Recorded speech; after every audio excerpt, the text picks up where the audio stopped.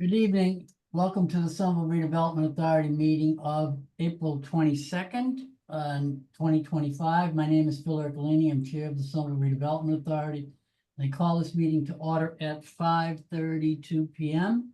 Pursuant to Chapter 2 of the Acts of 2023, this public meeting of the SRA is being conducted via remote participation. This session will be recorded and will be a public record. I will now ask board members to confirm they are in attendance in alphabetical order. Owana Bonnie is not with us this evening. Courtney Brunson is here. Benuan Campen is also not here this evening. William Gage. Yes, here. Patrick McCormick. Here. Christine Stone. Here. And myself, Phil Ercolini, are in attendance, so we do have a quorum, and I will now ask city staff to present a few of the house rules about using the technology. Through Mr. Chair, hi everyone. My name is Ben Demers. I'm a senior planner in economic development with the city, and I also serve as the staff liaison to the Somerville Redevelopment Authority, or the SRA, as we'll refer to it throughout the meeting. Note that this meeting, when an agenda item is being presented this evening, any presentation materials that staff have received ahead of time will be displayed on the screen. If participants wish to direct the board's attention to any specific page, they should verbally note which page staff should show on the screen and should then verbally explain to the board what is being shown. Please also note that this meeting is being conducted remotely using Zoom webinar. In order to comply with open meeting law, which is state guidance around public meetings, the chat function amongst attendees has been disabled, given that open meeting law does not allow for what is called side conversation. But if you as an attendee have a question or would like to make a comment on any of the matters discussed tonight, please use the raise hand function to indicate that you would like to speak. I will unmute participants one by one and give you 2 minutes to speak. And if you are making comment, please clearly state your name and address before saying anything else. After 2 minutes, your microphone will be muted. Please also remember that any questions asked by attendees this evening will be a part of the open record. I'll now pass things to the SRA's special counsel, Catherine Lester-Selkert. Thanks, Ben. Good evening, everyone. I'm Catherine Lester-Selkert. I'm special counsel to the SRA. I just want to remind all board members that due to the virtual meeting, all votes must be roll call votes. Thank you. Thank you, Catherine. So let's get right to the agenda. And the first item on the agenda is approval of the minutes of the March 11th, 2025 general meeting. Did all members have an opportunity to review the minutes? Any comments, any recommendations, any errata notice? No, I didn't see anything. I see none, so I will entertain a motion to approve. Is there a motion to approve? Bill Gage makes a motion to approve. Is there a second? Seconded. Anyone? Courtney Brunson seconds. So roll call vote. Owana Bonnie is not here this evening. Courtney Brunson. Yes. Benuan Campen is also not here this evening. William Gage. Yes. Patrick McCormick. Yes. Christine Stone. Yes. And myself, Phil Ercolini, have voted to approve the minutes of March 11th. The next item on the agenda is public comment period. Ben, any members of the public out there want to address the members at this point? Through you, Mr. Chair, I'm not seeing any hands at the moment, but if we want to give just 10 seconds. Yep.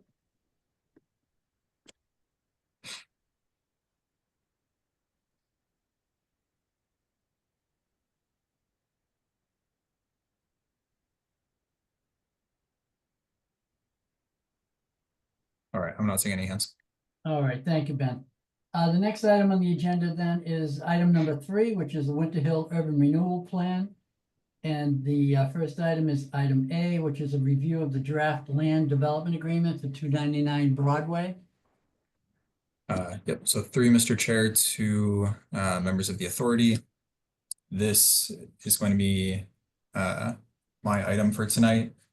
Just a quick note, I'm going to go a little bit out of order as I was preparing a presentation for this. Ahead of time, I realized it makes a little more logical sense to kind of introduce the request for state approval for an acquisition, and then we'll kind of shift into the LDA as a sub piece of that conversation. But I can start with some larger context for the project.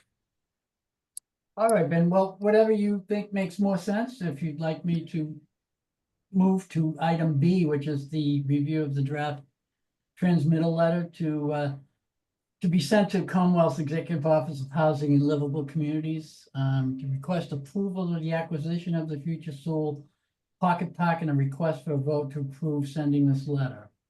Sure. Yeah, I think kind of thinking of the items together, I'm going to start with a presentation that really just kind of introduces both, and then we can shift into them if that works. All right.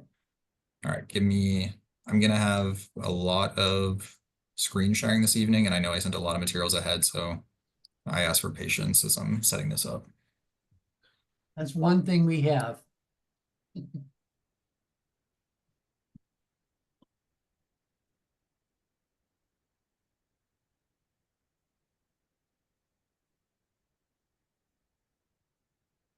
All right, can everyone see my screen? Yes. Yeah.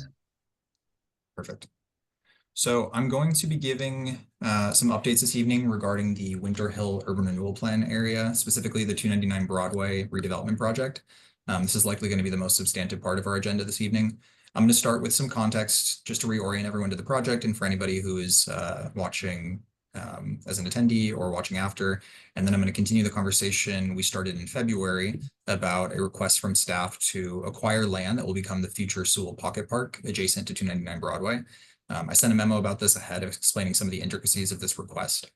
I'll then also review a draft land development agreement that's primarily focused on this civic space redevelopment, but also addresses a few other items related to the fact that the project team is developing within an urban renewal area, so trying to make it feel a little more similar to some of our other private development partnerships. Before we hop into things, are there any questions? Okay. So just to reorient everyone, 299 Broadway, this project is a mixed-use project that's planning to create 319 units of new housing within the Winter Hill Urban Renewal Plan area. These units are going to be located across two buildings that you can see in the site plan here. 136 of these units will be income restricted. 115 of those, so all of the units in the western building will be income restricted, and then 21 of the units within the eastern building will be income restricted. These two buildings will also add about 10,000 square feet of new ground floor retail space, a 3,000 square foot community space, and then two new civic spaces you can see in the graphic here. So one on the northern edge and one along Broadway. The project team anticipates breaking ground this summer with an anticipated construction timeline of 18 to 24 months.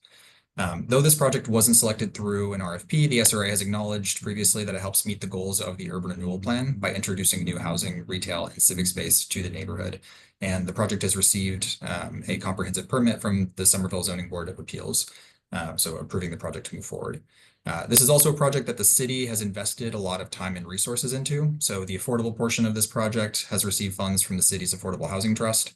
And we've also created what's called an Urban Center Housing Tax Increment Financing, or UCTIF scheme, that reduces their property tax for a period of time to make the project viable. So a lot has gone into this project. In this vein, the city also applied for and received a MassWorks Infrastructure Program grant from the state's Executive Office of Economic Development. And this is to go towards supporting development of civic spaces on the site, which is really the basis of our discussion here today. These grants in general are meant to support the development of new infrastructure, including open space. We spent a lot of time exploring how we could spend this grant at this project.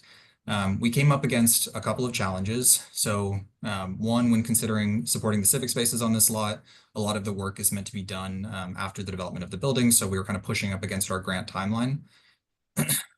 We also wanted to take advantage of the fact that the 299 Broadway team is developing this larger site, especially since there's significant grading work that needs to be done across the entire parcel. And there are just other efficiencies from having the development team that is already working here at like having this as part of their larger project. However, there are only a few examples of MassWorks funds being spent in partnership with a private development partner. So we wanted to make sure that we were doing this in a way that both made sense for state guidelines, then also city procurement standards, since they had already had the project out to bid. So we did a lot of brainstorming. Ultimately, the process that we are proposing, and we previewed this a little bit back in February, is using the grant funding to purchase the land and the improvements, the anticipated improvements on the land for specifically the future Sewell Pocket Park up front, using those MassWorks funds. and then having the SRA hold the land while the development team finishes building the park before finally deeding the land to the city once it is completed. I'm going to walk through this in more detail, just kind of want to preview it here. Please stop me at any point if you have questions. So to show you more specifically which portion of the lot we're talking about, you can see here on the map the location of the future Sewell Pocket Park, which is outlined here in green. And you can see this in relation to the larger 299 Broadway redevelopment site, which is in blue. And then in pink, you can see the outlines of the Winter Hill Urban Renewal Plan area. And so obviously the 299 Broadway project makes up the majority of this larger project. And then you can see the site in a little bit more detail here. So also just to point out, so this portion of the parcel is along Sewell Street and currently between the larger part of the project. So basically where the southern edge of this green line is, there's about a 15-foot drop. So that's a lot of the grading work that's going to need to be done across the civic spaces on this parcel, is to bring this civic space along Sewell Street in line with the rest of the project. And really the intention is to create a new throughway from Sewell Street to Broadway. You can see here the parcel in a little more detail. It's going to be just under 8,000 square feet, so 7,936 square feet.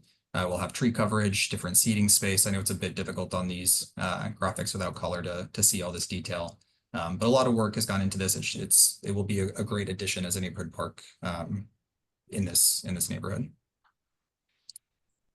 So the benefits of a process where we buy the land and the improvements up front and then hold the land while the improvements are finished and then deed the land to the city is that it allows us to spend the full grant amount within the timeline, given some of the constraints that I mentioned earlier.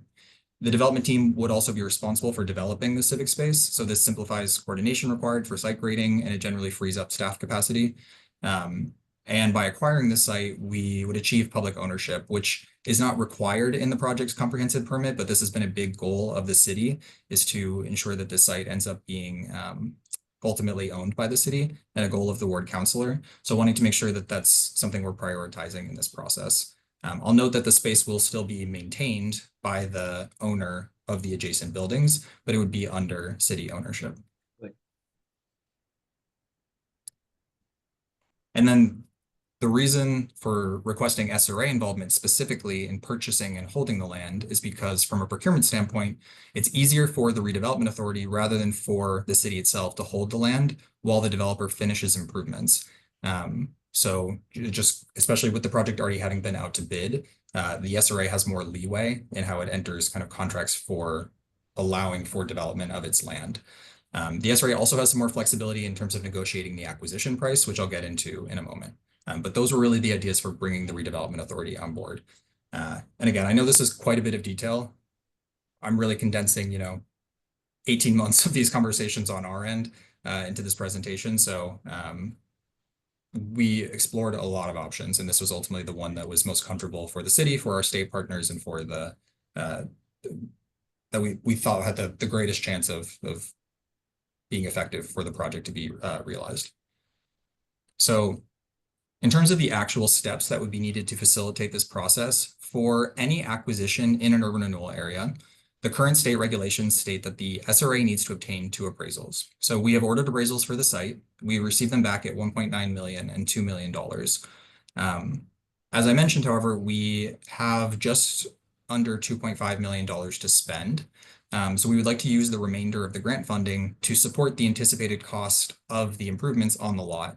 And those have been quoted at just over $500,000. So the math worked out quite nicely. That's why we decided to focus specifically on this portion of the civic spaces on the lot, because the value of the land plus the value of the anticipated improvements came out to about what we had to spend for this MassWorks grant. Just to look at those numbers in a little more detail. So as I mentioned, the land value between the 2 appraisals, it comes out between $1.9 and $2 million. The value of the improvements has been quoted at just over $560,000. So this brings the value overall somewhere between $2.46 and $2.56 million. We received $2.5 million for the MassWorks grant. We want to make sure that that value covers the appraisals that we had to order, which is just under $10,000, so $9,625. And so this value here, which also showed up, I know, in the memo, this is the remaining value that we have to spend. And so this is what we are proposing ultimately spending on an acquisition of this land. to also receive the improvements that they will make. In terms of how this process will look, now that we have the appraisals and we have all of this backup documentation, staff would like to send a letter to the Executive Office of Housing and Livable Communities at the state, which is who oversees urban renewal. And we would be requesting first approval to purchase the parcel. And so this, anytime the redevelopment authority is purchasing land within an urban renewal area, it needs to be approved by the state. And then we also want to ask for a waiver from the existing regulations. So as I mentioned, the existing regulations state that the acquisition price should not be more than the higher of the two appraisals, but you can apply for a waiver that allows you to pay for a different price. So in this case, we are proposing paying with the remainder of our MassWorks grant for the land plus then the value of the improvements.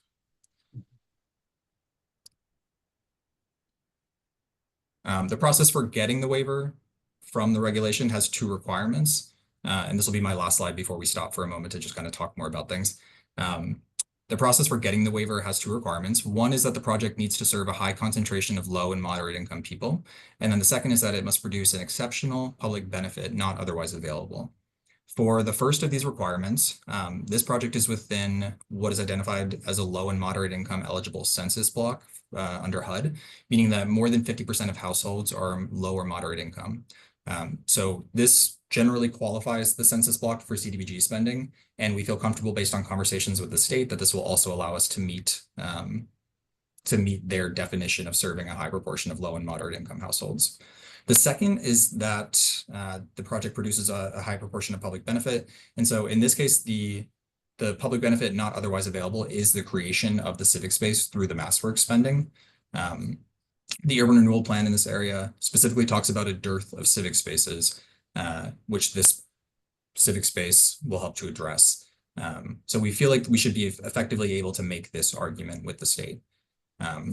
So that is really our main ask tonight, and we'll get into the LDA conversation in a moment. But the main ask tonight is around asking the SRA to vote to approve staff to send the letter that I sent ahead of the meeting to HLC to request approval for purchasing the lot, and then also requesting the waiver that would allow us to spend higher than the higher of the two appraisals. We The don't need next to vote on that, Ben, do we? we actually do. And let me just note quickly. So the next step, the conversation about the land development agreement, the LDA this evening, is obviously intertwined with this because it really outlines kind of the responsibilities of the parties around this space. But I wanted to start with kind of that high level ask before we shift into the LDA conversation. And we can wait to take a vote until after the LDA conversation if that's preferable. Sure. Are there any questions at this point about sort of the logic of why we are doing this process? I know it's a lot of information condensed here, but want to make sure that people are generally comfortable and understand why this is the path we chose. No, Ben, I'm sorry. I was going to say very quickly, from my perspective, it makes a lot of sense. I don't know what the alternative would be. And I'm fine with the plan. Great, thank you.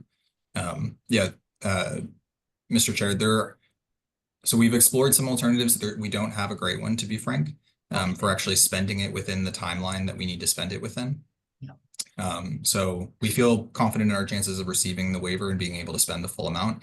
If we are in a situation where they approve the acquisition, but they don't approve the waiver, and we need to kind of figure out how to spend that final 500,000, we will explore other options on that, but we're pretty focused on this scenario at the moment. And as you can tell, there's a lot to put together, even this ask, so it's been tough to look at the other scenario.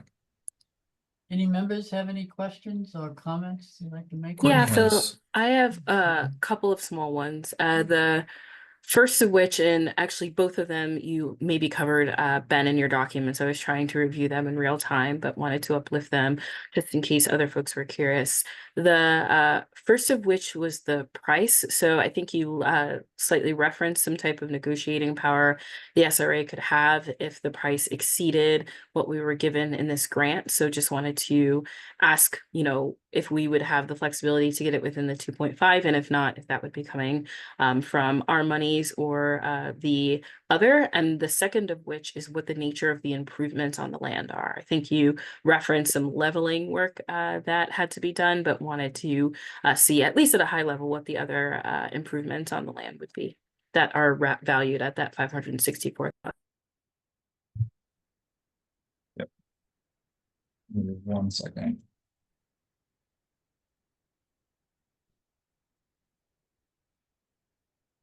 Through Mr. Chair to Member Brunson. So on your first question about the negotiating power, so we are only, first I should note that we have had discussions around this with the development team, and it would be a friendly acquisition. So they are amenable to us spending what we have in the MassWorks grant rather than some combination, like rather than the high end of what is shown here at that 2.56 million. So there's no scenario that staff are recommending in which additional city or SRA monies are added to this acquisition price. And to that point, we are only requesting from the state that we are able to spend up to that amount. And so that is specifically what they would be able to give us permission to spend. So nothing beyond that could ultimately be spent. Does that answer that full first question?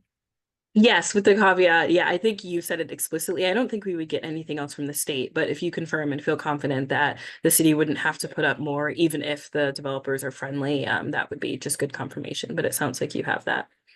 Yeah, I feel confident in that and not expecting any additional funds from the state. Like, so there's no scenario that we are proposing or seeking approval for the state from that goes beyond this $2.49 million amount. And then in terms of the improvements to the land, so I know I mentioned the grading work. The improvements, I should have given kind of a better description of this. The improvements refer to essentially the whole development of the civic space. So the $564,000 here quoted includes the leveling and then things like the trees, the benches, the ground cover, all of those sorts of things to ultimately deliver a final finished park at the time that the SRA is then transferring the land to the city. Thank you, Ben. And the only follow-up that I'll have here is around the development. What was the process like to figure out what elements or amenities were included in that space? And the part of the reason that I was asking is in any type of letter you could give to the state, I think it'd be helpful to be able to refer to any community feedback or solicitation of thoughts about how the civic space could be most beneficial to the community that it was serving. I don't think that's sufficient, but I think that could be helpful for any type of inquiries or correspondence we're sending to the state. Yeah. So I know that in the initial outreach for the urban renewal plan, there definitely was discussion of kind of what types of civic space are needed in this area. And staff did a careful review of in the comprehensive permit application that the development team put forward, staff did a careful review of sort of what civic spaces might be lacking in this area. And I know there's also been discussion about this project at the Winter Hill Urban Renewal Plan Civic Advisory Committee, which is a group that advises the SRA. So I know there has been significant community input into the overall design of the project. In terms of the civic space specifically, I am less familiar, just having a lot of this input was done prior to me starting. But I can kind of check if there are other inputs that were kind of explicitly asked for that are reflected in this design, and then see if that can be reflected in the letter. That sounds great. And thank you, Ben, and the team for putting this much work into this. Thank you. I will say, Chair Collini, we do have a member here, Councillor Klingon, who I know has been very involved in this process, and I was hoping to see him raise his hand. Do you mind if I unmute him? No, please. Oh, thank you. Thank you, board members. So I appreciate the question from Ms. Brunson because honestly, this piece of things has been fairly new, and I'm really excited, by the way. I mean, this is ultimately what we wanted is the city to have, ownership of the land as we can add to our open space. But to the question of what the park actually looks like and what it is now, this new situation kind of has changed things in my mind anyway. I know that we are having the developer develop create the open space, but ultimately we're paying for it with this MassWorks grant. And I feel like that may change things a little bit in my mind around what is actually in the park, because there was a little bit of tug of war between the type of park that it was. I don't want to derail things here because I think it's really important that we get this letter off and get these things going. But to the question that was asked, and I kind of have a question for Ben actually, is you know, in terms of the design, does this now change things to the point, at least where, you know, there's more discussion around things like the tug of war was between people that felt like there should be some more children friendly aspects, and then people who felt like or were fine with the design that was sort of just kind of park that you could sit in and such. Through Mr. Chair to Councilor Klingon. So based on where we are in the process, they are hoping to go for their building permit approval in June or July. And so we're quite close up against that timeline. And at that point, the design is meant to be relatively completed. So we haven't framed this MassWorks grant as a tool, I guess, for advocating for more elements to be included in the park design. I would be concerned about the timing of making those requests, but if that's something that you want to discuss more, we can also have that conversation. Thank you, and through you, Mr. Chair. No, I just thought it was a great question that was brought up, and to answer the question point blank, there was some, like I said, push and pull on different things. Ultimately, you know, it wasn't our land, so we didn't have any say. But if this is going to mess with timing and stuff like that, I mean, it's going to be a great, I mean, just the whole muse itself and the way it's going to come straight through, you know, there's no stairs anymore down to this open space that is going to be a nice sitting area and such. And sure, there'll be, you know, children will be able to hang out in the park for sure. So if we're bound to this design, I'm fine with that. I just wanted to ask the question since it was brought up, and it was always, you know, had been on my mind before when we had kind of talked to the development team about some other elements, but I'm certainly don't want that to hold up anything or derail anything in any way. Thank you. Well, thank you, Counselor, and thank you, Courtney, for that. Thank you, Counselor. I'm assuming that the city and the council will have some influence in terms of, you know, what actually goes in down the road. Wouldn't you say? I mean, I think the design. I would think the development team would be, you know, amenable to, I can't see them, you know, pushing back too much on this, but I could be wrong. Christine, it looks like you wanted to say something. I was just, yes, thank you, Mr. Chair. The way I've read the documents is that the design, the drawings that we saw on the screen, that is the design. And if the development team is going for a building permit, they will then have an obligation to build what their design is suggesting they are building. Now, I don't know enough about the building permit and the flexibility of a building permit, but you know, my sense is like certain children's apparatus, you know, the ground plane needs to be built in a certain way to add, you know, slides and swings like that. And whether or not they can accommodate that within that design, I don't know. But my sense is what you saw on that plan, which is more of a passive, you go in and sit down and, you know, read your book. It's that kind of a park, not a active park. It's more of a passive park. It is my sense. And the other thing I would say, since I have the floor here a little bit, because one thing that I am observe, if you will, I live in West Somerville, and I always have to go to East Somerville to go play soccer, including Foss Park, which is right down the street. So children in that neighborhood have Foss Park that they can walk to, and I think there's a playground in there. So, I mean, there is a nearby playground.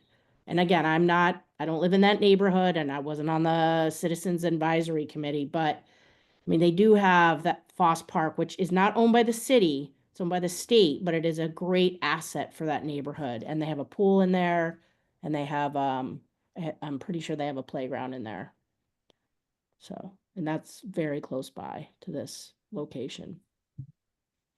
So this is from the perspective of the city and the collective of open space, it has, or that the citizens of the city have to enjoy.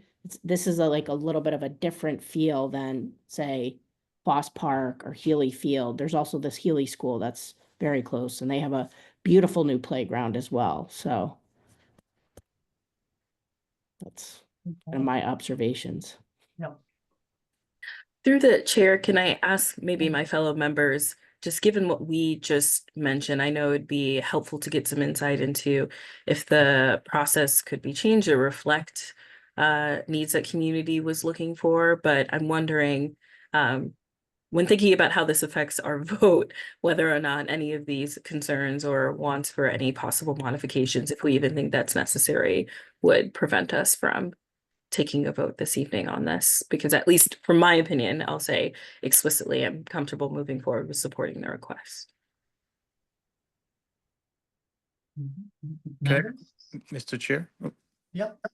Yeah. Can I say one more thing? So, yeah, Sure. no, to the member who just spoke about the playgrounds in the area.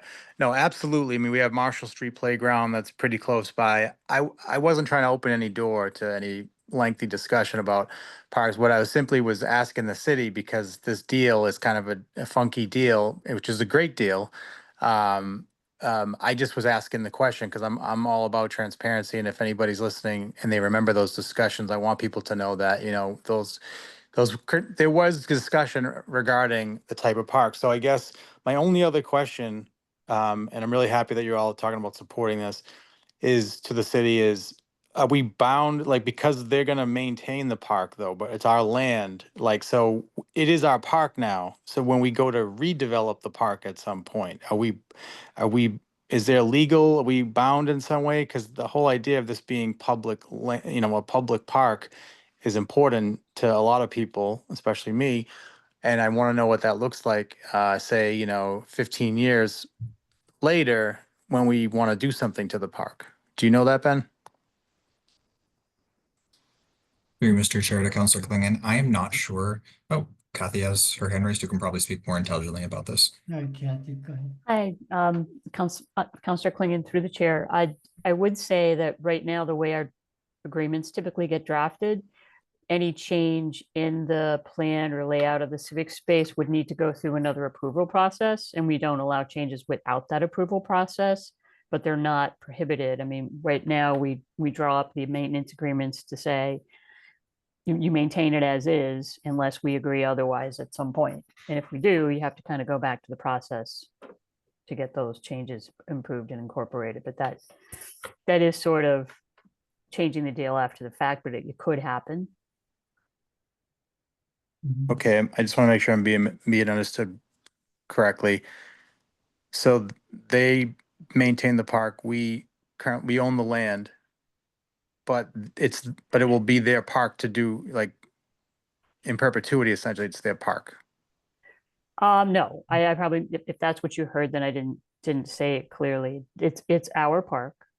They don't have the right to make changes to what is there. Normally, in order to make changes, we would go through a process.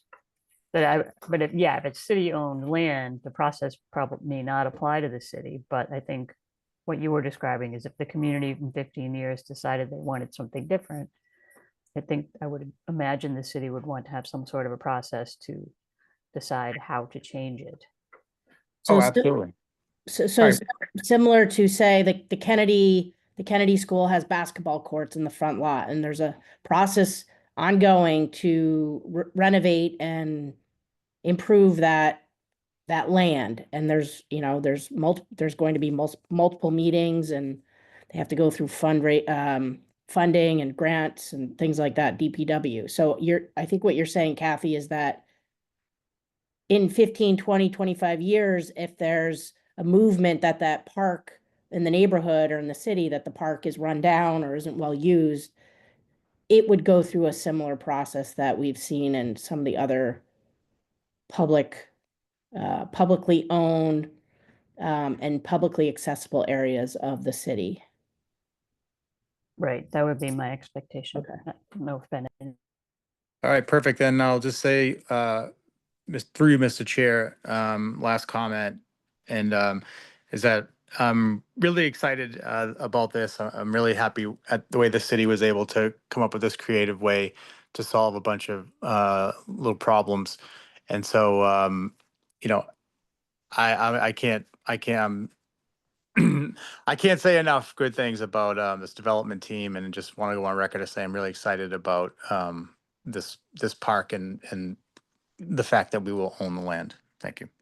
Thank you, Counselor, and it is important that we have your support in this project going forward as well. So Ben, anything further on this portion of the presentation? I see that Christine still has her hand up. I'm sorry, Christine. Yes, so one, through you, Mr. Chair, Ben, I think we are still due to talk about the LDA. Yeah. Okay, because I do Yes. have questions on that. And then two, and maybe this is part of the LDA, and I did, and Kathy, you touched upon it, but one part of the agreement I see missing is that maintenance agreement. So I was going to ask about that.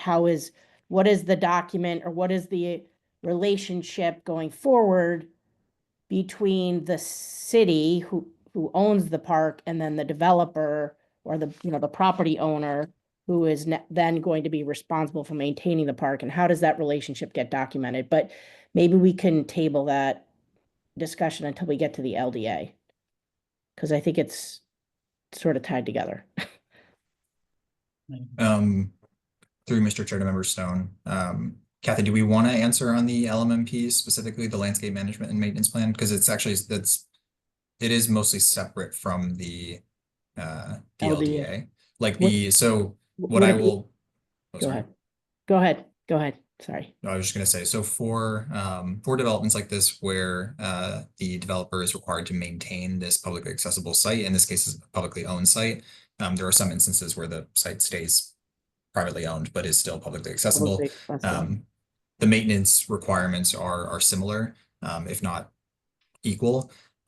So Kathy will be able to speak in a little bit more detail about this, but there's a requirement in the conditions of the comprehensive permit for the project that requires them to create a landscape management and maintenance plan, LMMP, between the development team and the city that outlines kind of all of the specific obligations. And it can get quite detailed into like the types of plantings, et cetera, that are included in the plan. So it's separate from the LDA process, but it is still documented, and it's a requirement. Usually it's actually a requirement to receive a certificate of occupancy for the parcel, but in this case, it's actually a requirement of the building permit. So it's going to be, we're currently in the works with the development team on the draft language for that, and that will at least a form of agreement will be in place at the time of building permit application. Oh, okay, because that was really my question, and thank you, Ben. Sometimes you see it as a form of agreement in the LDA, but you're saying in this case, it's a form of agreement that would be attached to the building permit. That's fine, as long as, the parties are understanding particularly the developer, what the city is expecting of them once the park is built, and knowing about that and understanding that today. Definitely, those expectations are being made clear. Okay, great. Thank you. All right. So why don't I shift us into the LDA conversation? Okay. 6,000 windows open. Okay. So as I mentioned, the responsibilities of the development team and the SRA would be outlined in a land development agreement, or an LDA. Kathy and I have been working over the past several months to put together a draft version of this document, which we shared ahead of the meeting. I want to be clear, we're not asking you to vote on this language tonight. We are looking for feedback on the document, and then we will incorporate that feedback and bring back an updated version to the next SRA meeting. If not the meeting after that, but likely at the next SRA meeting. So just want to make that clear. I'm going to walk through the structure a little bit of the LDA. To kind of bookend our last conversation, I'm going to jump ahead to Section 3 of the LDA, which refers to the acquisition and development of the future Sewell Pocket Park. It's called Lot 5 in the subdivision plan. I apologize for confusion over multiple Lot 5s and different items tonight. The section about the future Sewell Pocket Park is broken down into 3 subsections. So the first is around the commitment of the SRA to purchase the land. And this section won't be completed until the state actually approves an acquisition price. And so at that time, we will lock in that amount that is approved, and that will go into the final document. The second section then specifies the development expectations. So it states that if the civic space is not improved by a certain time, then the team will need to post a bond for the remaining work, which the SRA or the city can then use to pay for the work to be completed. So this was meant to address some concerns that were brought up in February, and it's just, I mean, it was something that we were intending to include, but also just to note that concerns were brought up in February of really like, how are we ensuring that the space is completed? And this was our attempt to make sure that we really have a way of ensuring that the improvements to the lot are actually made. Sorry, just following along with some notes. And then it also outlines some expectations that will be included in an easement document that the development team will look to enter into with the redevelopment authority that allows them to essentially make these improvements to the land, and then also to be using this site for construction laydown while they are building the buildings, since the civic space work will come later in the process. And then the third process, or the third subsection here, just makes clear that eventually this land will be deeded from the redevelopment authority to the city. So that is really the largest, most substantive section, I would say, of the LDA. The LDA does, however, also include a few other sections. It includes a section about the certificate of compliance process. This is used to show that the requirements of the urban renewal plan or the goals of the urban renewal plan have been met through the development of the site. This is often useful in discussion with financiers. This is a similar process to what we use in Union Square, and this is outlined in the MLDA for Union Square. So just to note that the last time that SRA members spoke about this process was, I think, in September or October for portions of the D2 parcel in Union Square. And then we also have included some expectations around community engagement. The team has already been very amenable to, or very open to coming to community meetings. So they attend every time that we've requested with the Winter Hill Urban Renewal Plan Civic Advisory Committee. This is really just to enshrine that there's an expectation that they're available at least every other month for those meetings. And then I believe the expectation set for attending SRA meetings to give updates on the project is every 4 months. So just to make sure that we're also having that regular touch point with the development team. So like I said, we're not going to be asking you to approve this language tonight. I just want to hear any feedback about the current draft of the agreement. I'm happy to answer any questions, and then we will take that feedback and kind of iterate more before the next SRA meeting. All right, then. Members, Christine? Yeah, sorry, I can't find my raised hand. Can you hear me? I saw Yes, you. we can, yes. Okay. Yeah, I did something, so now I can't get, I can only see you in a corner of my screen. I do have 3 comments. I just want to go through hopefully quickly, 2 of them are like quicker comments, and the third might be a little bit lengthier. I'll do the 2 quicker comments first, if that's okay for you, Mr. Chair, to Ben and Kathy. The first is, I have the agreement in front of me. But the first is in the background section of the document, in background paragraph G, which describes a conveyance to parties of the developer.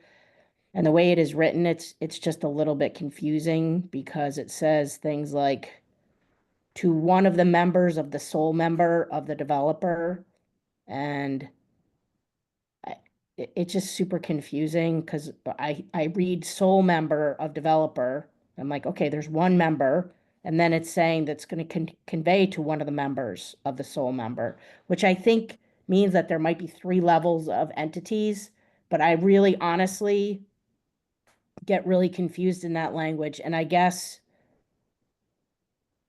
I'm trying to figure out as an SRA member who we're dealing with. I know there's a developer, and I know that developer has probably is a joint venture, but I don't know if there's anything that could better explain like a member of the sole member of the developer, and then it's stated again and it talks about another member. So again, it's just that paragraph is a little confusing in terms of Um, who the parties are, or yeah, who the parties are. Through you, Mr. Chair, to Member Stone, do you prefer to ask all three questions and then I can respond, or do you want me to respond to that comment? Why don't I outline all three? Sounds good. So that's number one. Number two, again, is an administrative matter, and that is in the back of the document. I think it's section 3 with respect to estoppels. I'm sorry, it's 7. It's in this section 7 miscellaneous. And section D with estoppels. This document, it currently drafted to say that within 20 days of a request from the developer, the SRA will execute an estoppel. And since we only meet every 30 days or so, I think that, there's a chance that the 20-day time frame is too short. So maybe just ask for more days there. My first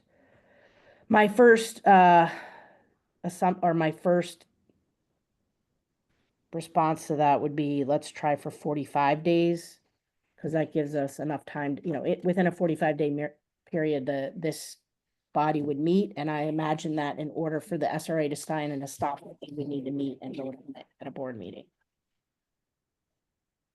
That's just. There's nothing really controversial about that. And the third comment has to do with, and I know this is, a wonderful project. I know this development team has been, I guess, great to work with from the city's perspective. But as an SRA member, I have to protect the SRA.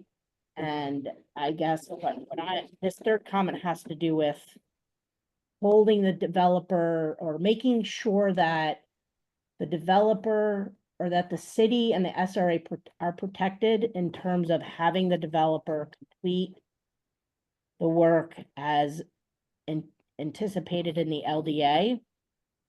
And what are the tools that we have within the LDA to make sure that the city is protected and that its work is done. And so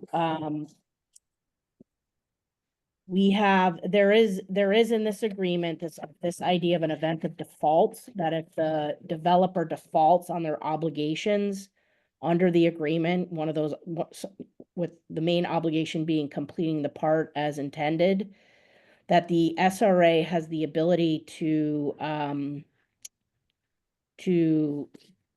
take back either lot 1 or lot 2, which is where the 2 residential buildings will be built, by eminent domain. And that is a pretty big hammer, right? Like if they don't complete $500,000 of work on a $2 million lot, that we, the SRA, have the ability to take one of the 2 buildings or both buildings by eminent domain. And by that point, they've spent 50 million, 25, 30, millions of dollars on the improvement of either lot. And one could argue, well, geez, that's a pretty big hammer. Of course, they're going to finish the work on this pocket park. However, what that event of default language currently says is that we have that ability and we have that hammer until a certificate of compliance is issued for either lot, which is the process by which the SRA is saying, okay, the developer completed the project in accordance with the SRA's wishes, which are embodied in the Winter Hill Renewal Plan, and kind of frees that developer from any of the urban renewal promises that they made. And so at that point, that pocket park may not have been done because the certificate of compliance is kind of running on its own track. And so my concern is we might get to a point somewhere down the line where the developer has completed lot 1 and 2 improvements. They then reached out and said, I want to receive a certificate of compliance. SRA then has 45 days in which to issue that said certificate of compliance. And in the meantime, that pocket park has not been completed. Now, in the agreement, the pocket parks need to be completed by May 1st of 2027. And so we're probably only talking about a few months here, because that's in 2 years from now, let's say. And it's probably going to take 18 to 24 months for the developer to complete the project.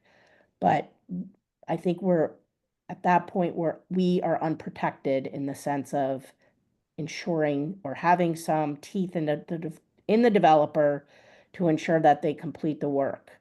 And I guess I would just add here, the reason why I'm a little bit concerned is, I think somewhere in this LDA, it talks about how lot 5 is going to be used as a laydown area for the project. So they're using this park, for all their construction materials during the project. My sense is the improvements on the park won't be done until the end, until they no longer need that laydown area, right? Like all their construction materials are in place, and the building's built, and any ongoing work can be managed within without using that lot 5 or this pocket park land. So that's my concern, is to see if there's any way we can get a little bit more teeth in the developer in the situation where those certificates of compliance have been issued, because that is, as I understand this document, the only hammer we have to make sure that they complete the work. And I would also only say that the way this agreement is written is that that the SRA is buying the land, for a price that is based on appraisal, plus giving the developer $500,000 or so to do the work when likely around when they're closing on their financing. And then they don't have to do the work for 2 years. So they're getting, we're funding the work way in advance. Usually a developer or a contractor would do some of the work, you'd pay up front, and then the contractor would do the work, and then you'd pay the remaining balance. And in this case, we're paying them up to 20 months in advance. So they're gonna have our money for 20 months. And I just want to make sure that they complete the work as they've intended to do, so. Christine, I just, one question, Ben, are they having our money for 2 years? It doesn't appear to be that's the case. Aren't we holding it? Through you, Mr. Chair, to Member Stone. So the acquisition, we would seek to have the acquisition go forward, and so to spend the full amount upfront. I believe that the LDA identifies that it would be like shortly after the time of the financial closing of the project. The reason being to make sure that we are spending it within the grant timeline, while the LDA ensures that we're ultimately still getting the improvements to the lots of getting the park. So Member Stone is correct that they would receive the funding later this summer or early this fall, and then they would likely not be creating the improvements for the civic space until later the following year or early the year after, once the space is done being used as construction laydown. I don't understand. Why would they be getting the money in advance? Right, so the goal with spending the money in advance is that we need to spend it within a particular timeline for the grant. So it pushes up tight against the grant deadline if we are if we are not releasing that portion of the funds until the time that they're actually doing the development. So the goal is to just be doing it all at once with the initial acquisition. Interesting. Okay, but they're not actually doing anything for 2 years or so. Yeah. Correct? So, I mean, Until they I no longer understand the rationale for applying for this now, and because the state, we're beholden to them. But the improvement money, the 500,000, does the state actually, they're not gonna be doing anything for 2 years, the developer, correct? They're not gonna be doing anything for 2 years. So Yeah. how does the state, okay, a little bit confusing to me about that. Anyone else? Does that make sense to everyone else? Yeah. If it does, then I'm.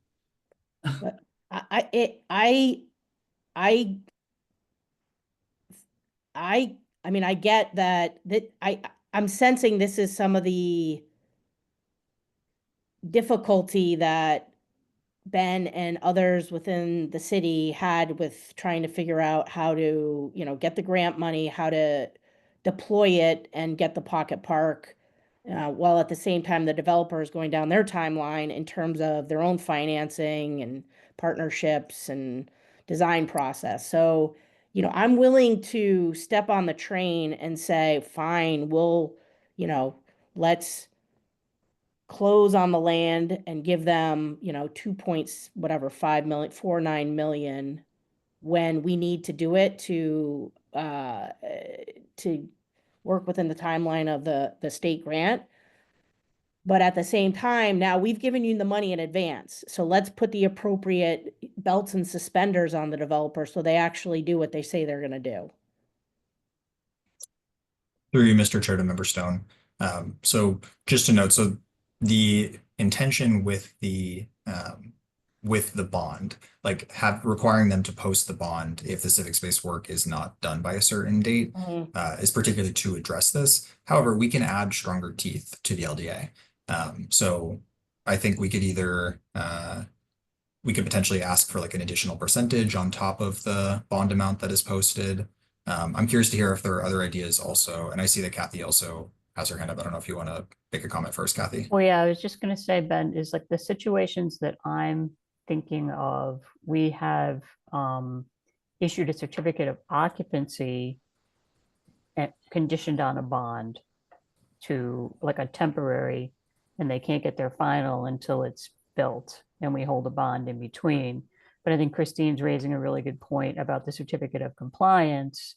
I mean, we would have to, at a minimum, I think, really do a partial certificate of compliance, or in some way not release it from the urban renewal plan until it's done. You know, I don't think that's an unreasonable ask, and probably is a way to, like, as she was pointing out, keep the teeth in there until it's really done.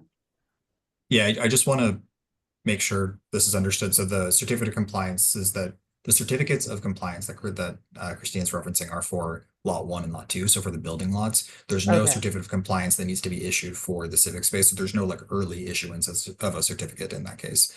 But I think something we can explore more is whether the certificates of compliance for lots 1 and 2 would be issued prior to the civic space being completed, which Right. we can look more at not releasing them until the Yeah, I mean, civic however space they're is complete. configured, I think that's her point, is that we wouldn't want to give away our greatest leverage Right. before we have what we need from them in terms of the park development. And So in the document, as it's drafted, there is language which, and so I previewed this with Ben earlier today. So we talked about that there is some language in those paragraphs that talk about that the city, you know, within 45 days, the SRA has to issue the certificate of compliance or notify the owner of the SRA's refusal to issue a certificate of compliance, together with the specific reasons for such denial, and specify what measures or acts will be necessary for the owner to obtain such certificate of compliance.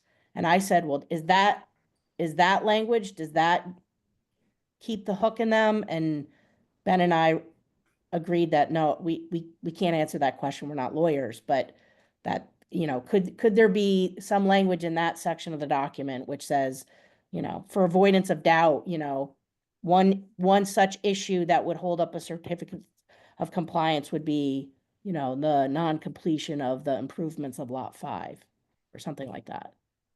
And I mean, you could certainly put that in there if that's the concern. Sure. I mean, because that's the only teeth we have. And Ben had said that the city is, in this case, would be willing to do the work, right? Like if the developer failed to do the work. But I mean, it is deployment of resources by the city staff to have to then take on the obligation of doing the work when the developer said they would do it all along. Even if they had a bond that could be used to pay for the work, you know, somebody at the city has to actually do the work, you know, manage the project, if you will. And whether, you know. yeah, I mean, I Yeah. think if it's that much of a concern, we'd want to make it clear that that could be a reason to refuse the certificate, Ben, unless, I mean, it's not a final draft. It's a good point. And we need to understand, you know, how much of a hammer it is. But I see your point. I mean, I think it's a fair point. We certainly don't want to have, we don't like having to complete things using a bond, because bond funds often end up not being sufficient to cover the cost, you know, because costs increase Right. over the That's time, even though exactly. what you're estimating up front at the time when the bond is issued. So, Yeah. I mean, I think Ben's point was just that we were trying to get that time frame. Yeah, I mean, these issues are not unique to this project. They come up in a lot of projects, and it is the case that they need the space for lay down, and it's always, it typically does end up being at the end of the project. And how much force we want to exert on them depends on how they've been cooperating all along. You know, you kind of know who you're dealing with by that point in time, by the time you're getting around to an issuance of a bond or something. And if they had, you know, we see how they react. If we put it in the draft and see how they react, they, you know, their confidence in knowing that they're going to get this done might say, sure, that makes sense. If they don't like it, then we look at it a little differently and say, all right, well, how do we keep your feet to the fire? Right. I mean, that's really, they should be able to understand that. Yeah. Is my sense. And, you know, I think the certificate of compliance would be important to them if, you know, if it, with respect to maybe their own financiers. Sure. And then Yep. to the extent they want to sell the property after it is developed, a future buyer would look at that and say, well, you know, where's the certificate of compliance? I don't want to buy the property and have this obligation hanging over my head. So I do think it is a good hammer, because it is representative of obligations that they said they, you know, that they would do, Mhm. and a completion of those obligations. Right. Great, thank you for all of the input. Any other comments relative to this? Through you, Right, Mr. Ben. Chair, Councillor Klingen's hand is up again. Go ahead, Counselor. Oh, thank you, Mr. Chair. Through you. Yeah, I just want to express my gratitude. You know, I appreciate the cautious approach with developers. I will say that, you know, I just want to put out there, not remind people, but like, you know, one of the things that really is a big deal to me is that, you know, Robert Korfmark Development, they basically got James Cohen out of our life. I mean, they've bought into the community. They bought those parcels. So it's not like we're, you know, dealing with a developer that has the property under agreement. So they're fully invested, and we're basically partners at this point as far as the city goes, and Beacon and Mark Development. So, you know, that said, I mean, certainly, I would hate to see us, you know, get screwed out of whatever it is, 500,000 or 2.5 million, without a park in the end. So if there's a quick fix and a way to do it that, you know, doesn't hinder progress too much, I definitely appreciate the effort. And certainly, like I said, I want to make sure that we're protected as well. But I have a lot of faith, and believe me, I'm not a fan of developers. You know, I refuse to take their money, all that stuff. But these folks have kind of gone the distance, and so I give them the benefit of the doubt. But hopefully if they're amenable to this, like Attorney Selkert said, that, and it will show, you know, their faith in you know, being in it for the long haul. So hopefully we can come to some sort of quick fix agreement. Thank you. Thank you, Counselor. Ben, how do we proceed here? Well, so through you, Mr. Chair, Patrick, I see that your hand is up. I'm just going to make a really quick sorry. comment, which is, I probably won't do a great job of the one other thing I want to keep in mind is that this civic space is included in the overall project approvals, so in the comprehensive permit. So there are like expectations through that permit that they are finishing this space.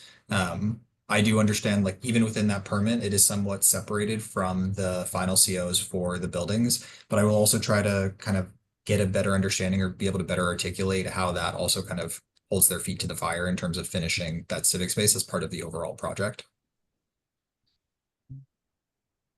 Patrick, did you want to? Sure, through you, Mr. Chair. And this is great conversation. I just wanted to thank, Christine for that level of scrutiny and understanding. And I'm pretty persuaded about trying to get some more teeth, even if these are terrific partners. I don't think they will be offended by it, knowing that a lot can change in 2 years, and we just want to protect the public's interest, the city's interest, the SRA's interest. So I defer to folks in terms of what is realistic. We certainly don't want to slow things down, but I do appreciate that it's an unusual situation with the money being in hand and a lot of work to be done, and just wanting to feel like we have some avenue and some leverage if things change in unexpected ways. So I'll leave it at that. Thanks.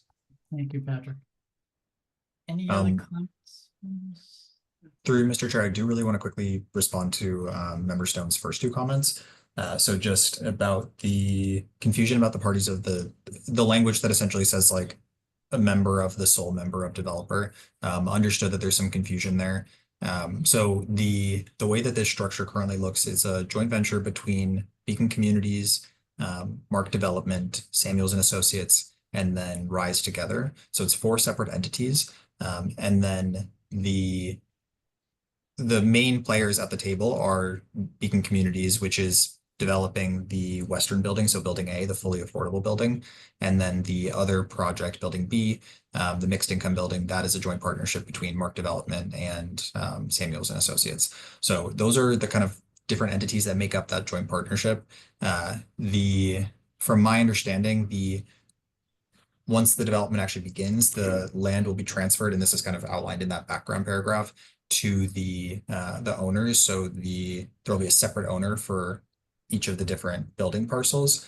But I agree that it can be clearer in that paragraph just who the current parties are. There is language later in the development that mentions that if the parties change at all, whether for the developer party or the owner party, that is communicated to the redevelopment authority. But I think we can also just in this moment take a moment to say this is who is at the table in this current definition of developer. So we can integrate that change before the next meeting. And then regarding the estoppel timeline, thank you for noting that. I think we can definitely suggest a time period that allows us to ensure we have an SRA meeting between when they make the request and when we actually need to issue the estoppel. That way we're not needing to call a special meeting. I think that makes sense to have as a longer process. Okay. Thank you. Okay, thank you. Yeah, thank you for the comments. Okay, any further questions or comments? I'm seeing none. Then how do we proceed here, Ben? We go on to the next item on the agenda?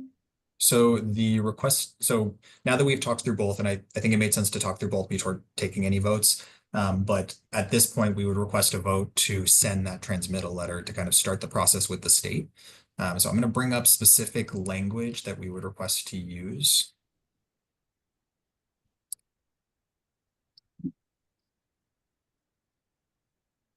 Okay.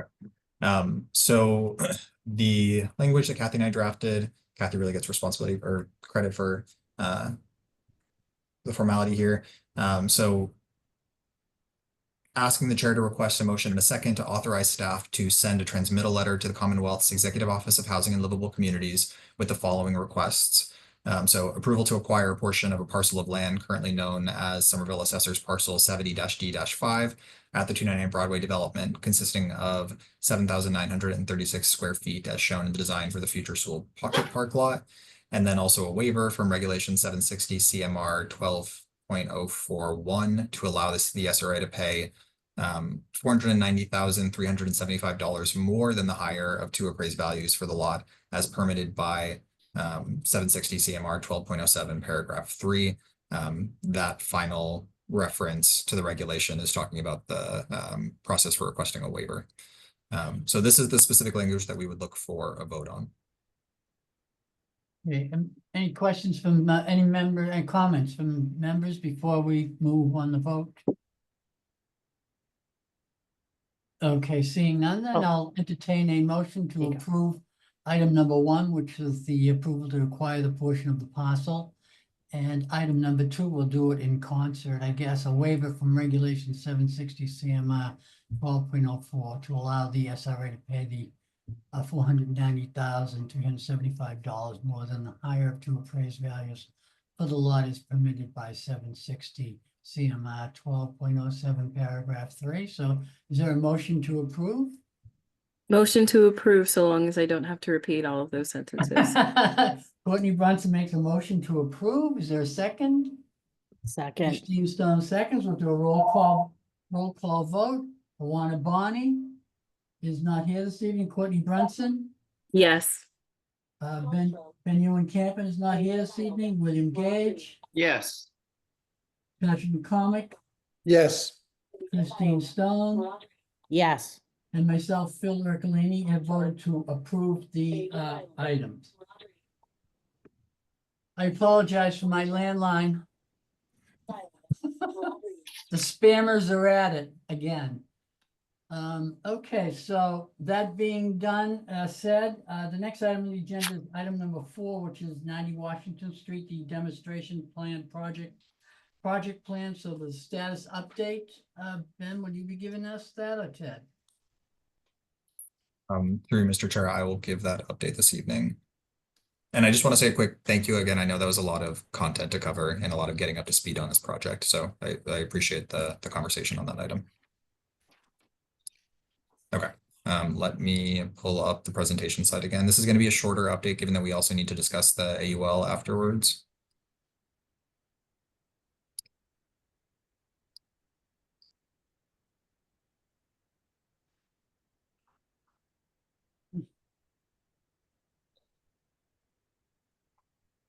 Give me 1 second. Okay. So, regarding 90 Washington Street, also just wanted to make sure we had a touch point this evening, not as substantive of an update, but we've been steadily continuing on with the project. Did some work to some administrative work that's not worth super going into, but got HRNA back under contract for assisting with the disposition process and the real estate consulting related to this project. Just to give a sense of where we are, HRNA is currently working on a highest and best use analysis for 90 Washington Street. So this consists of first a market analysis and then also a financial analysis and scenario development. In the scenario development, they're exploring both how the parcel might be used in our current zoning. So with something like MR6 or something more intensive like high-rise zoning, and then also considering if a new zoning special district is proposed that was less restrictive, if that could also increase the value of the property. So they're going to be meeting with our planning, preservation, and zoning team next week to understand those existing limits. And at the end of this first part of the process, they will conclude with a report that outlines the highest and best use. So that is material that will be shared with SRA members once we receive it from HRNA. They also provided us with a draft timeline last week. I know that this is something that Member Stone has requested in the past, that just kind of outlines what this disposition process will look like. So they provided this last week. We are working at the moment to integrate some of our own processes into that larger timeline, just so that everything is reflected in that same timeline, thinking about how things will flow into each other. So we need to add in the process for the zoning update. Need to also add in the process for amending the demonstration project plan. And then also potentially any other environmental review work that needs to be done to give certainty at the point that we're disposing of the site. So just want to note that those processes are moving. Hoping at the next time that we meet to have that better graphic of the timeline to share that kind of outlines all those processes on top of each other.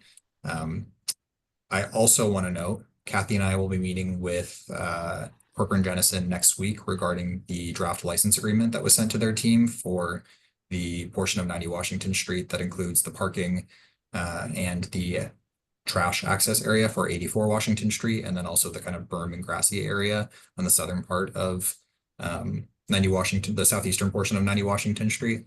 So that conversation is scheduled and will be moving forward shortly.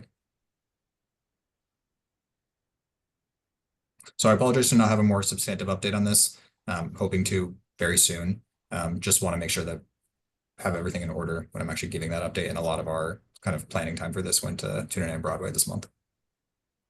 Thanks, Ben. Any comments from members? Phil, I have one just in particular because of this meeting. Can I just give maybe an unnecessary but necessary to me shout out to Ben and Catherine for all of the pre-work you've done on this. I feel like there's a lot of different things happening just in this meeting alone. So the amount of time you put into explaining these things, prepping these things, and then consolidating them in an easy way to understand is much appreciated on my end. So really long way of saying thank you. Hopefully that'll go in the appreciate that. minutes, Courtney, I don't know. Yeah, you're welcome. Okay, so no questions or comments. So thank you very much, Ben, for that. The next item on the agenda is item number 5, which is Union Square Revitalization Plan. It is a request for a vote to approve an activity and use limitation for Lot 5 of the D2 parcel. Through you, Mr. Chair, to members of the authority, I'm going to also give this update. So as part of Union Square Station Associates work, US2's work, implementing the Union Square revitalization plan and complying with environmental cleanup requirements at what is called the D2 parcel, the disposition 2 parcel, they have drafted an activity and use limitation or an AUL for lot 5 of that parcel. So again, a different lot 5 than what we talked about earlier with 299 Broadway. So you can see here in the graphic, this is the northern portion of the D2 parcel. So what you're seeing here in the kind of dotted outlined area on the western portion, really actually everything from Bennett Court up to Somerville Ave. This is primarily 10 Prospect. So this is the large black building at the corner of Prospect and Webster.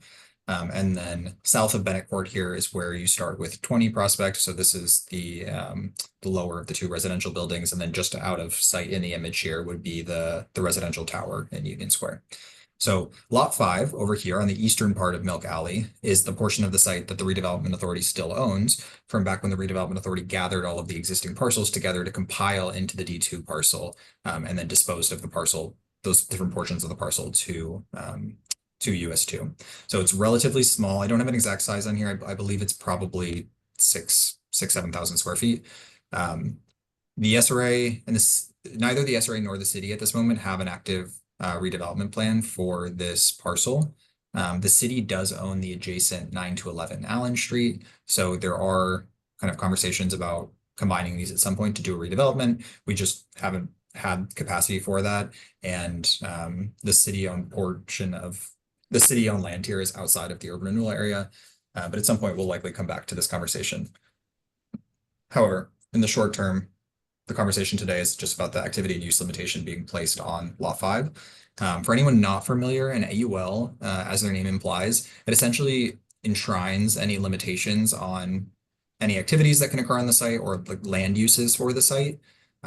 They're very common when redeveloping brownfields, so when redeveloping contaminated sites. And so they're really just, they note any risk that might still exist. So US2's licensed site professional, or LSP, they drafted this AUL that kind of outlines any uses that should not occur in the future or that would require more input from another LSP working on the site at that time. So staff have reviewed the draft document. We're comfortable with it. Some things that I will note just to kind of the highlights from the AUL. So the uses that it limits moving forward are single family residential and agricultural uses. This is, again, common in the redevelopment of a contaminated site. And it's very unlikely that either of these uses would be done at this site. It also does not allow for uses that are essentially breaking the barrier that separates what is above the lot now from anything contaminated below. Which again is very uncommon with that redevelopment. So if any work that was breaking that barrier was to be done, a licensed site professional would be involved in approving those plans to make sure that there was no risk of contamination or to minimize that risk of contamination. It also notes, and these second 2 points are more relevant for when we at some point do a redevelopment of the parcels. Any portion of a building intended for use as a school, daycare, nursery school, or playground must be located above a lower building level or open space. So I'm just going to flag that. And then any future activities at the property, including the sale, lease, or transfer of the lot must be conducted in accordance with the EPA's approval process that is discussed in the AUL. So again, nothing particularly out of the ordinary, just want to flag those. So US2 has requested that the SRA review this language and note any concerns or edits. They've also asked that the SRA name a project manager for what is called the Monitoring and Maintenance Plan, or MMP. And this is essentially the person responsible for ensuring any maintenance or redevelopment complies with environmental regulations. For the purposes of the AUL, we would like to just use a staff member's name. And so part of the vote that we'll get into is just asking the SRA to empower staff to name that party. It may be my name. It might be, there's also someone at the city who kind of oversees AULs on city-owned property, so it might make sense for it to be them, but then to also list the SRA's email just to make sure that everyone is being included in this. But we don't have any concerns with that process. We just want to make sure that we're empowered to name that individual. And then once the language is confirmed, US2 will incorporate any edits, and then they will provide a 30-day notice to any record interest holders. And so this is required. And after that, they would then coordinate execution of the AUL, in this case, including a signature from Chair Galini. So before I get into any specific language to request a vote, just want to ask, are there any questions or concerns about the form of the AUL that US2 shared with staff, that staff then shared with SRA members?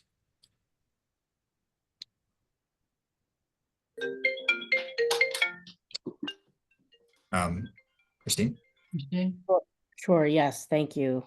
Through you, Mr. Chair. I guess I have a broader question, which is why does this AUL have to be executed at this time? Like, why wouldn't you just wait until there was more definition around what the future use of the site would be before executing the AUL?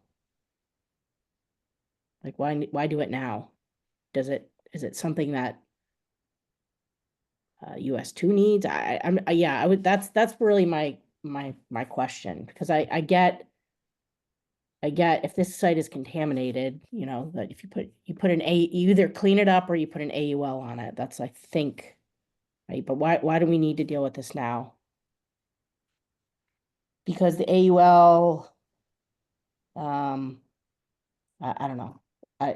Depending on the use for the site, yes, I can see not wanting the future development to be a single family home where people can go in the backyard and dig, you know, in their dirt in their backyard. But so maybe that would never be a future use, but we don't know what we don't know today. So why document anything right now? Through Mr. Chair to Member Stone, I don't have a great answer to that question of why we do it now versus when we would do it when we redevelop. I'm assuming that it is partially about having US2 responsible for this obligation versus having the SRA issue something in the future.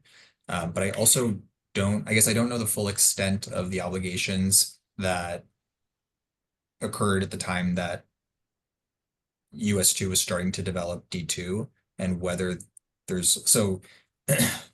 from my understanding, they're looking to essentially show that they have met the requirements under the contingency plan for this parcel by a certain time period. And so that's why they're making the requests now.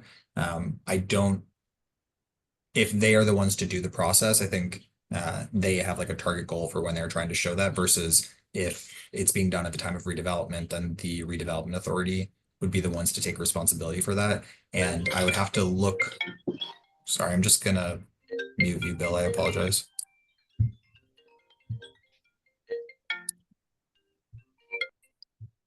All right.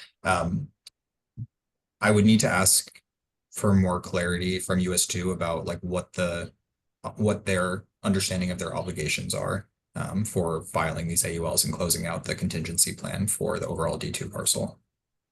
We can look too, Christine. I mean, I'll see what's in the documents, and I would have thought the same, that it's some sort of a time frame after you get this information in your hands. You're probably required to close the loop at some point and put something on record so that whatever happens in the future gets taken care of.